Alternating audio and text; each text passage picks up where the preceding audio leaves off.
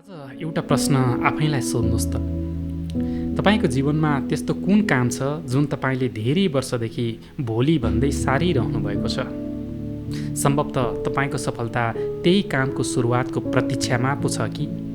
जय भोलि भन्दै जीवन बिताउने कि जय आज भन्दै यात्रा सुरु गर्ने निर्णय आज नै गर्नुपर्छ। आज म एउटा यस्तो विषयमा कुरा गर्न चाहन्छु जसले हाम्रो भविष्य, सफलता, स्वास्थ्य र व्यक्तित्वलाई प्रत्यक्ष रूपमा प्रभावित गर्छ।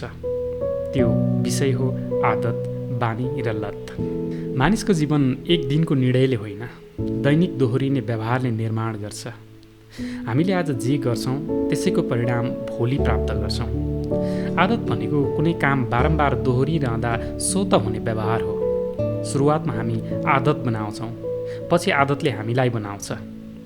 बिहान उठ्ने बित्तिकै मोबाइल हेर्नु, किताब पढ्नु, व्यायाम गर्नु, ढिला सुत्नु, समयमै काम गर्नु, यी सबै आदत हुन्। व्यक्तिको स्वभावमा मिसिएको नियमित व्यवहार बानी हो। आदत र बानी धेरै हदसम्म समान हुन्छन्, तर बानीले व्यक्तिको चरित्र झल्काउँछ। कसैको बानी नम्र बोल्ने हुन्छ, कसैको बानी समय पालना गर्ने हुन्छ, कसैको बानी अरूलाई सम्मान गर्ने हुन्छ।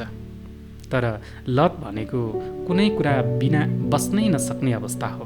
जहाँ नियन्त्रण मानिसको हातबाट बाहिर जान थाल्छ, त्यहाँ लत सुरु